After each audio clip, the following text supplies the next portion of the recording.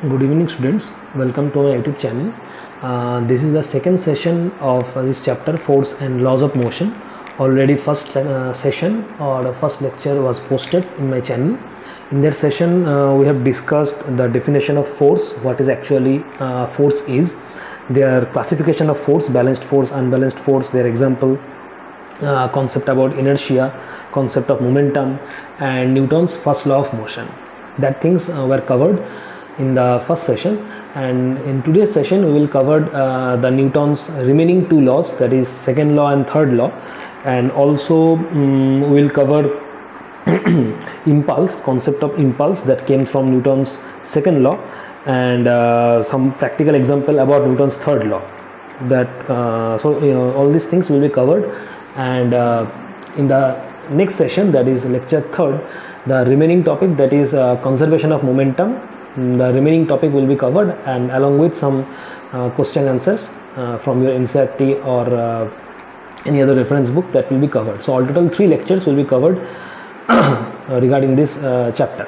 So continuation from this first exercise, or continuation from first lecture. In the last lecture, that is lecture 1, we have covered Newton's first law of motion and inertia and momentum. So we will start this lecture from Newton's second law of motion. Newton's second law of motion. Newton's second law of motion.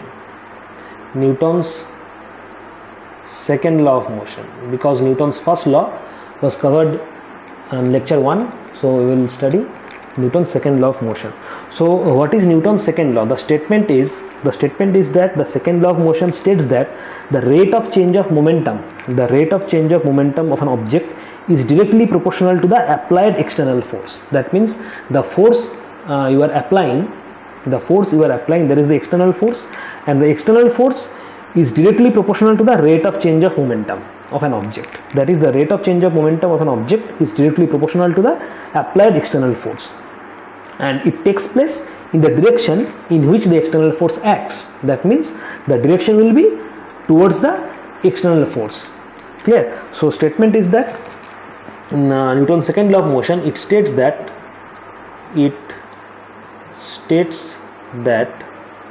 the rate of change of momentum, it states that the rate of change of momentum of an object is directly proportional. It states that the rate of change of momentum of an object is directly proportional to the applied external force, and takes place in the direction in which external force acts.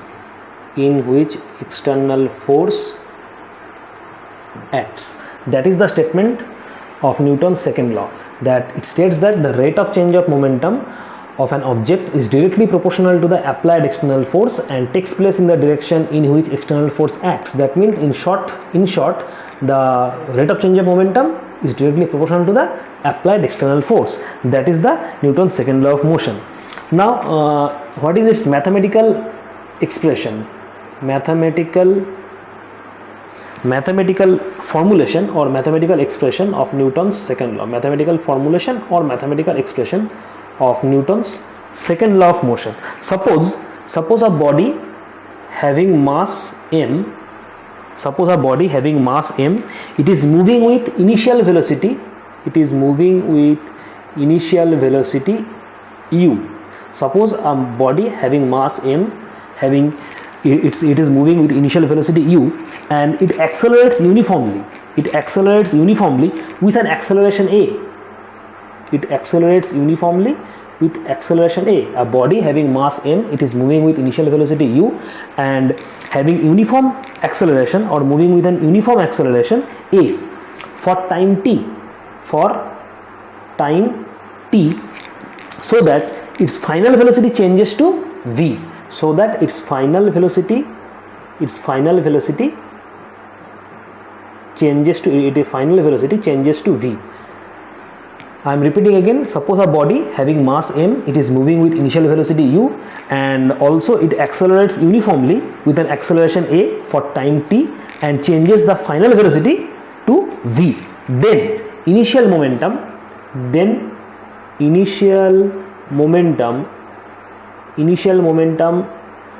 p1 will be, now momentum is the product of mass and velocity. In the previous lecture we have discussed the momentum. So momentum was the product of mass and velocity of the body. So mass is m and velocity will be u, because it is initial momentum. So velocity will be initial velocity and initial velocity is u, that is initial momentum will be p1 will be m into u, that is mu. Initial momentum. Final momentum p2 will be mass into final velocity, that is v, so it is mv is the final momentum.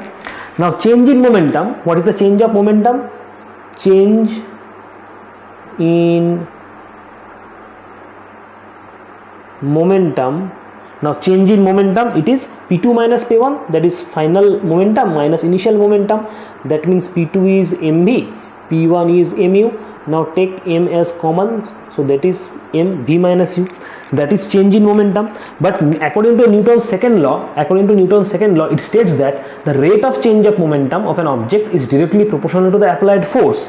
So according to Newton's second law of motion, if applied force is F, then it is directly proportional to the rate of change of momentum. Now rate of change of momentum means change in momentum divided by time. Rate of change of momentum means change of momentum divided by time. This is rate of change of momentum. So according to Newton's second law of motion, applied external force, if applied external force is F, it is directly proportional to the rate of change of momentum. Now rate of change of momentum means change of momentum divided by time. Clear? Now put the values. Therefore F directly proportional to the change in momentum, that is mv minus u. So mv minus u, time is t, so F proportional mv minus u by t. Therefore F proportional to m a, because this v minus u by t, this is acceleration, v minus u by t, this is acceleration. Now what is acceleration? Acceleration is change in velocity divided by time. The definition of acceleration is change in velocity divided by time. Suppose initial velocity is u and final velocity is v in time t. Suppose initial velocity of a body is u and the final velocity of a body is v in time t. Therefore acceleration means change in velocity divided by time. Change in velocity means final velocity minus initial velocity divided by time, that is acceleration. Therefore a equals to acceleration equals to v minus u by t. So just put a in place of v minus u by t. So the formula is A proportional to ma. Now we can write F equals to k ma, where k is a constant,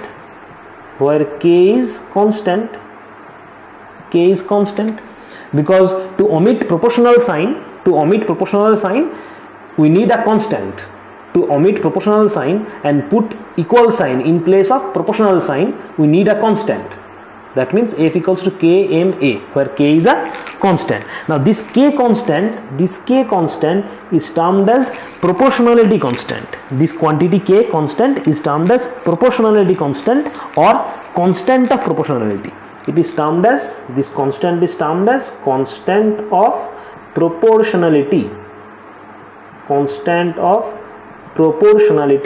This constant k is termed as constant of proportionality.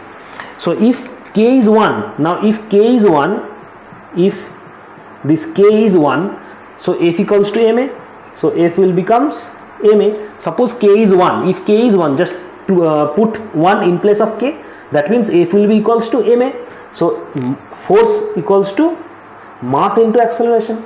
M is mass, A is acceleration, F is force. So force equals to mass into acceleration. That means F equal to M into F. That is the expression of force, came from Newton's second law of motion. This F is termed as force. This F is termed as force, and its unit is in CGS. Its unit is dyne. In CGS method, its unit is dyne. Force unit is dyne, and in SI, its unit is Newton, which is represented by capital N. In CGS unit of force or unit of F is dyne. In SI method or SI unit of force is Newton, or simply it is represented by N. Also, this Newton is also termed as kg meter per second square. This Newton is also termed as kg meter per second square. That means Newton. This kg meter per second square means Newton. That means unit of force in SI system is Newton. You can say Newton, or you can say kg meter per second square. That means if question is asked, write the unit of force in SI method, you can write Newton, or also you can write kg meter per second square, because kg meter per second square means Newton. Clear? So that is the unit of force and the expression of force, and it comes from Newton's second law of motion. So this is what about Newton's second law of motion. Clear? Next.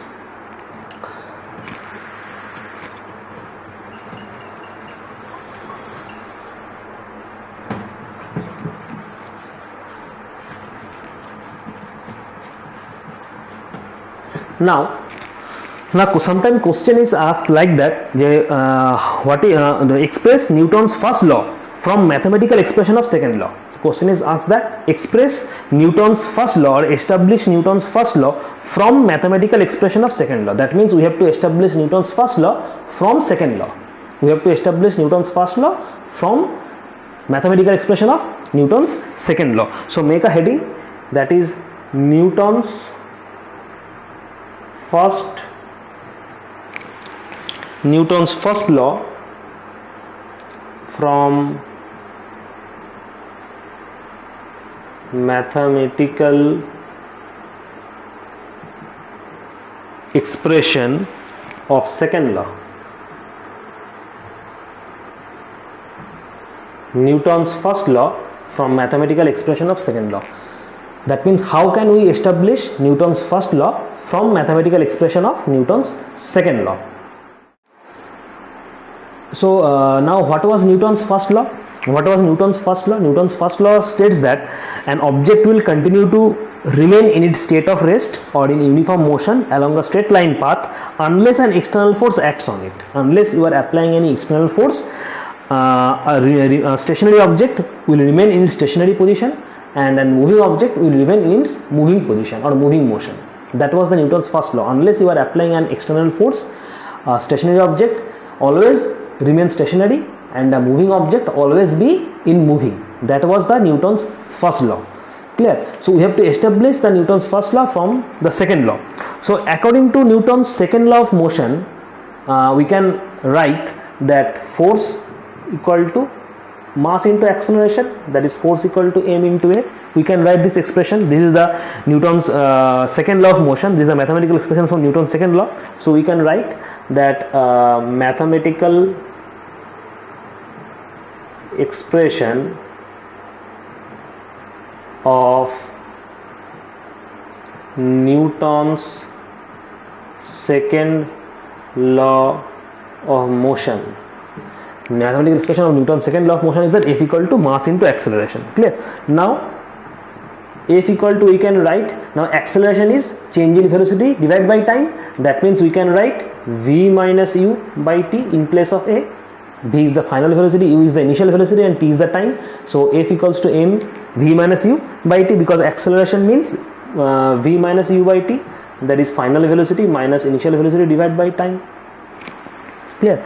Now just cross multiply. So F into t, that is ft, will be equals to mv minus mu. Just cross multiply. So F into t will be equals to mv minus mu. Clear? So in this equation, if F equals to 0, so in this equation, if F equals to 0, F equal to 0 means if we are not applying any external force. If we are not applying any external force, that means F equals to 0. So if F equals to 0, then Ft equals to also 0. That means mv minus mu will also equals to 0. So if F equals to 0, then Ft is 0. Clear? So mv minus mu will also be 0. That means we can write mv minus mu will also equals to 0. Therefore mv equals to mu. Therefore mm will reduce. That means v equals to u. That means the initial velocity of the body and the final velocity of the body will be same. V equals to u.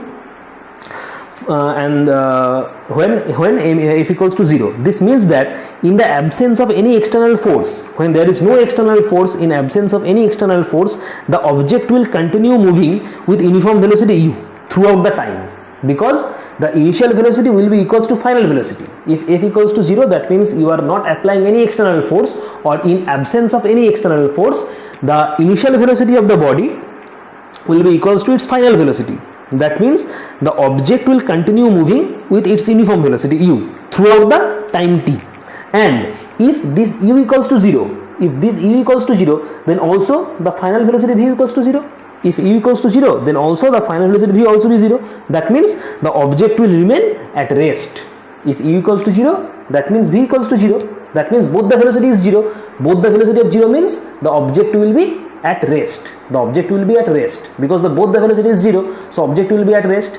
That means if F equals to 0, finally object will be at rest. And that is the statement given by Newton's first law. Because Newton's first law states that if no external force is applied, a stationary object will remain stationary and a moving object will be in its moving motion. That means no external force is applied means if F is 0. So if no external force is applied and stationary object will remain stationary. So here also if F equals to 0, that means you are not applying if any external force, and object will be at rest. If the object is stationary, it will be at rest. That means it is the statement given by Newton's first law. So in this way we can establish Newton's first law from the mathematical expression of Newton's second law. Clear? Next, so this is the most important question. Frequently this question came in your exam. So establish Newton's first law from the mathematical expression of Newton's second law. Now write a numerical based on this expression. Write one numerical. So question is that force acts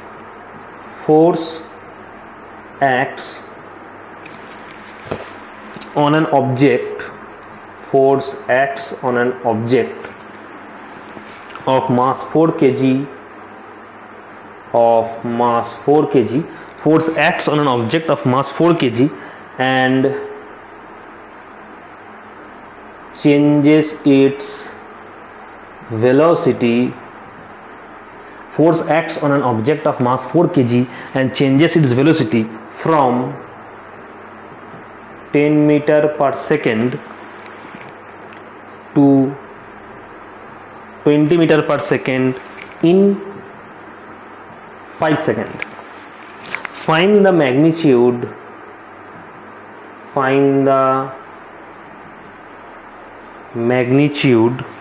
of force. Question is find the magnitude of force.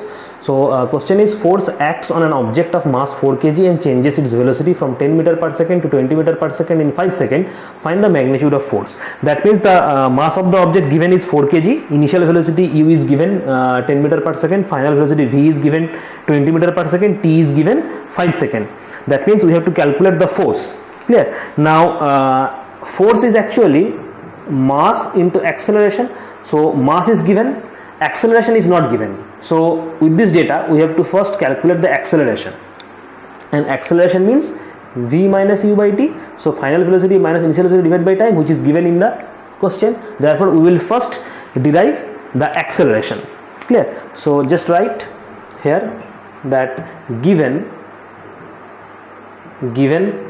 force F force is given. Write m equals to mass equals to 4 kg, it is given, and initial velocity u it is given 10 meter per second, v final velocity it is given 20 meter per second, time t is given 5 seconds. Therefore acceleration a equals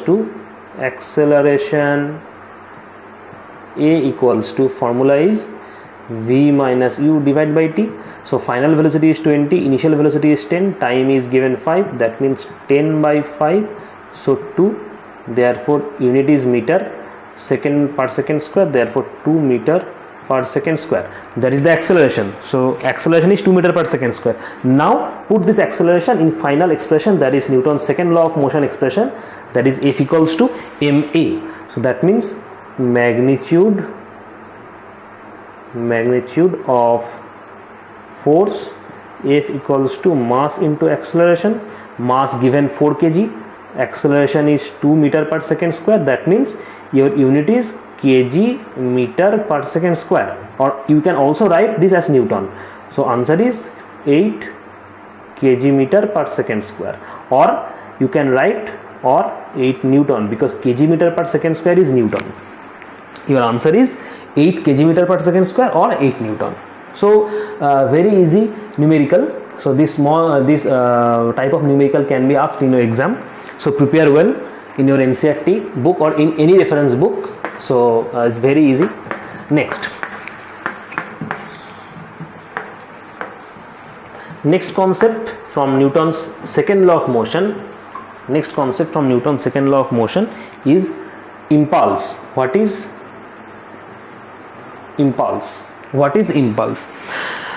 Impulse is actually it is termed as the total impact of force. Impulse is actually the total impact of force. When a force is applied on a body, or when a force is applied on an object, there is an impact on the object, or there is an impact of the body. When any force, any amount of force is applied on a body or is applied on an object, there is a definite impact on the body due to that force, and that impact is actually termed as impulse. So impulse is the total impact of force. It is the total impact of force. Total impact of force, and this impulse is generally defined by capital I. This impulse is generally defined by capital I. So the basic definition is impulse is the product of force. It is the product of force and a small time in which a force acts. It is the product of force and a small time in which the force acts. That is the impulse. So impulse definition is it is the product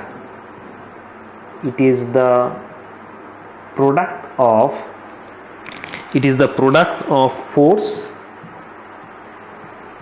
and a small time.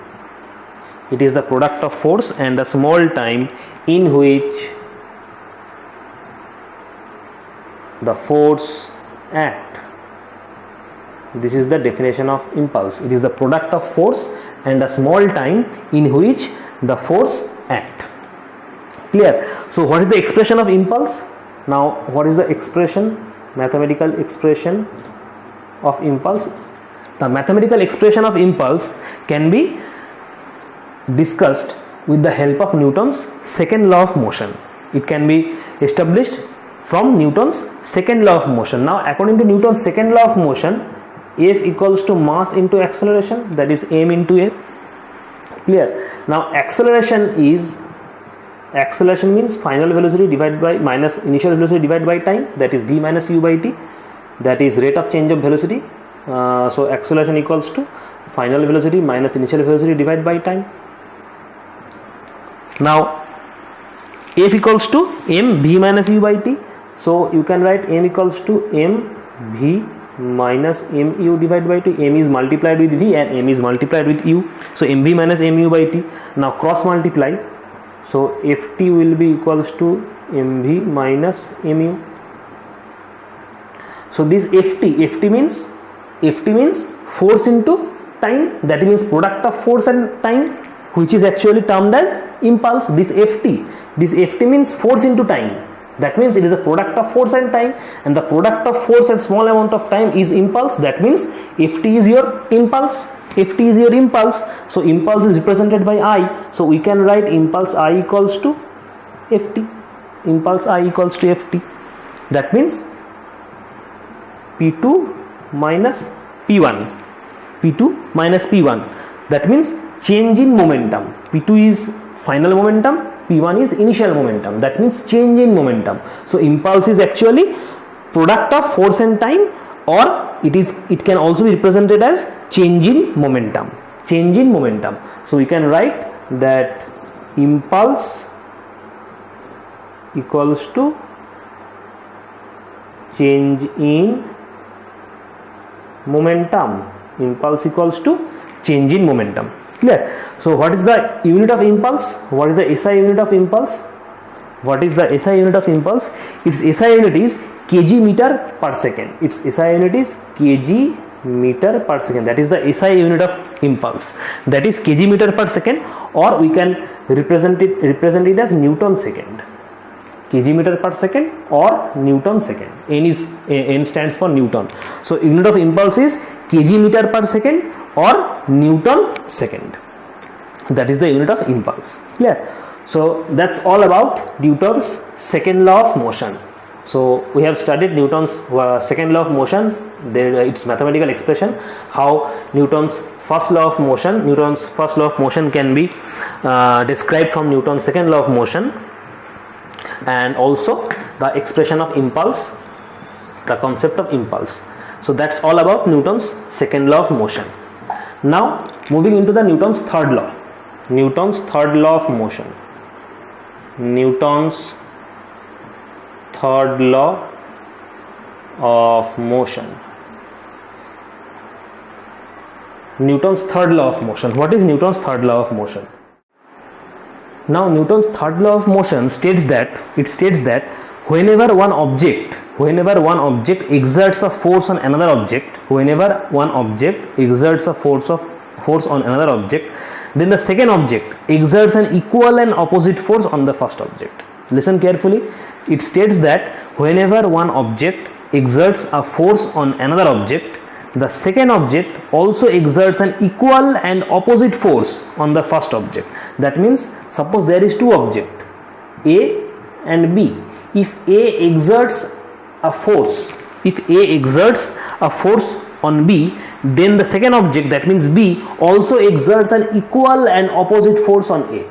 That means if A exerts, suppose 5 Newton of force on B, that means plus 5 Newton on B, then B will also exert the same but opposite force on A. That means it will also exert 5 Newton of force on B, but in opposite. That means the force acted on B by A, if it is in this direction, the force given by B on A will be in its reverse direction or opposite direction, but the force will be exactly same given by A. So if A provide or gives force 5 Newton to B, then B will also return the same amount of force on A, but in opposite direction. That is the Newton's third law of motion. Clear? So statement is it states that whenever one object exerts a force on another object, then the second object exerts an equal and opposite, then the second object will exert an equal and opposite force on the first object,